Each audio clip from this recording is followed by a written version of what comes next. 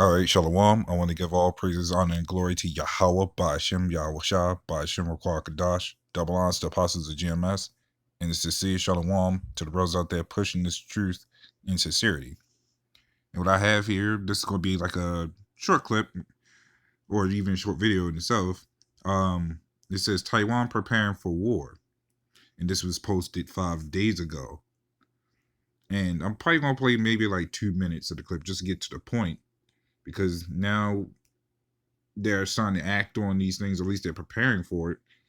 And the whole goal is for Russia and China to get their foothold back.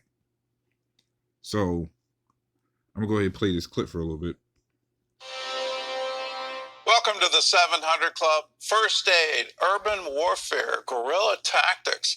Civilians in Taiwan are signing up for combat training in preparation for an invasion by China. Dozens of private companies on the island are also offering classes to develop a corps of, quote, civilian warriors. George Thomas has more from Taipei, Taiwan. For Carl Kuo, China's intention to take Taiwan by military force looks and feels more real with each coming day. Turn on the news, and almost every day you hear how tensions between China and Taiwan are escalating. The 24-year-old Taipei native runs the shop in a popular market area of the city. He says Beijing's military drills simulating a total blockade of Taiwan have his family thinking about how to prepare for war. We've discussed taking basic weapons training, getting more money out of the bank, storing some food supplies, and planning a possible escape route. Many here worry that if war comes, this thriving democracy in a strategic corner of Southeast Asia will be extinguished. We don't want. Now I'm gonna probably play a little bit more after this, but notice how they said they had to probably plan for the escape route, which, if you had to plan for an escape route, which is a smart idea, but the fact that you had to plan for that just means you think you may not even make it out of that, or even win that war. And China has the power to actually take over that place by itself. They're just gonna play with it, probably make a profit off of it. But their whole goal is to gain the foothold. Regain their foothold so they can come up against this place. So I'm gonna get a quick scripture real quick. Let me see. This is Jeremiah 50:9. It says, "For lo, I will raise and cause up against Babylon an assembly of great nations from the north country, and they shall set themselves in array against her. From thence she shall be taken. The arrows shall be as of a mighty expert man, and none shall be taken. There shall and none shall return in vain." So, like you mentioned, the Lord is the one who causes the assembly of great nations. So you got and to come against Babylon of anything, because that's why, because in history Babylon took over certain parts of footholds to set up embassies. Well, a lot of these countries are backing out of that embassies and trying to retake back their original areas, because it was theirs. So to gain that foothold back, they talking about they ready for war again, because America has their hand in all those sides, as far as backing Taiwan, backing Ukraine, and so on other places. So it's a strategic war. They trying to take down this place to be the next America. But little did they know that that's not going to happen. But with these wars, as I mentioned before, comes a lot of problems, and a lot of people ain't prepared. Just even civilians itself, because even in Babylon, in America, they're going to initiate martial law, and that's going to become a problematic thing for people because they put it in their movies where you had to be home by a certain time. That messes with people's work schedules too, and how they get paid and all this other stuff. Especially when they start shutting down stores and other jobs, people have to find a way to eat. Martial law is going to prevent a lot of stuff, and they will kill on sight. But let's get back to this. To lose our way of life. Taiwan is a very friendly city, very friendly island, and people are good to each other. It's a democratic society where the leaders are elected, not by military force. Russia's invasion of Ukraine last year sent a chill across this island nation of 23 million people, with some drawing comparisons between Putin's obsession with taking over its neighbor and Xi Jinping's determination to annex Taiwan. A popular saying among people here is Ukraine today, Taiwan tomorrow. 5 generations. So you heard it. They want their shit back. They may be neighbors, but that's only because America made them that way, or Babylon itself, because it is nothing but a wicked root that. I'm sorry, it's like Babylon is a wicked tree that spreads its root all across the world, and that's where it becomes a problem. That's why this place needs to go, because when you spread its wicked roots, you spread it to other areas that you basically wanted to be the same thing. So if there's culture here, they want it in other countries. They want flames there, they're gonna want it in other countries.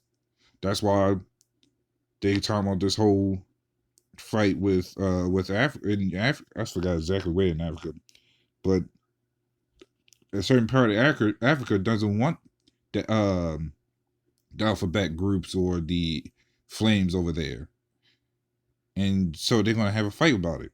How America's already preparing for another war with, what is it, Sudan? And Biden is on the press talking about now is not a good time to go over there as American citizens.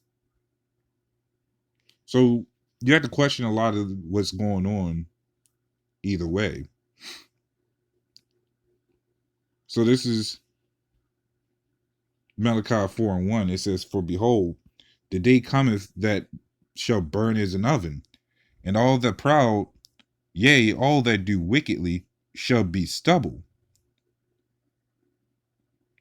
And so that's the pride of this society that's been spread across the whole entire world as it is. Because again, Babylon is that tree that spreads corruption through its roots.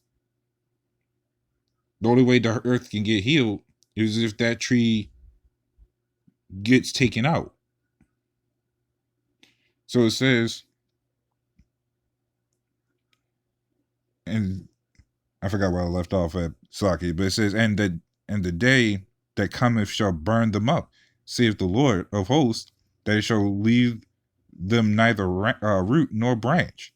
So it's not going to leave anything with them. With this, that's why specifically this place has to burn, because of stuff like this.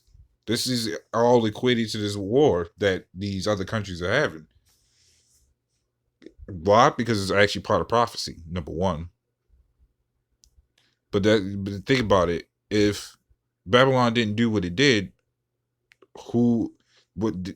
Taiwan and Ukraine would already been back in their original places of who owned them. So, as I mentioned, with war comes more problems. But even in today's society, what goes on every day, we out there signing crime because of the stuff that's going out here. Not just because of these wars, but because of our people, number one. But what Esau has done to our people? What's the daily sickness we got to see every day? That's where it becomes a problem. That's why we out there telling it like it is. But that's why Esau also fears us, because before we became into the big picture, He was living good. He was living he had his own form of American dream. I'm talking about them rats. They had their world in the way they set, quote unquote, their order, their embassies, the societies, how they wanted to build the society, how they used us for their to build their society. They had it all. But once we started coming into the big picture, that's when all more of his problems came. Even though he's planning for a lot of this stuff to happen, but he doesn't understand that this is all going to ultimately backfire, because the Lord gave him the spirit to think that he's under control. But now that we became into the big picture, the carnal aspect was easy for him, because he didn't have no one to actually come up against him. But the spiritual aspect, to know that his identity is being, his true identity is being revealed for the phony he is, that all these problems coming up, that he's fighting a bigger spiritual war with us that's much tougher than than what's going on in the world. Because guess what? We're prophesying his downfall, and deep down he believes it. So this is Deuteronomy 28:10. It says, "And all the people of the earth shall see that thou art called by the name of the Lord, and they shall be afraid of thee." And that's what's going on with Esau. They are definitely being afraid of us, because we are speaking these prophecies of what's going on. And he's seeing these prophecies happen. We're speaking of things before he even tells it. We're telling the proof that whatever he's trying to show in the movies, we see it. But the average person doesn't see it. But for the ones that wake up and actually see it, he's starting to see more and more of us tell these prophecies of what he's going to do, what's going on in what World War III is going to happen, and so on and so forth. So that's why, even going back to Malachi 4:1, when it says the all the wicked shall burn, and then that the Lord shall leave it with neither root or branch, that we're showing not only the destruction of Babylon, but also his downfall, because he thinks that he's going to find a way to rebuild.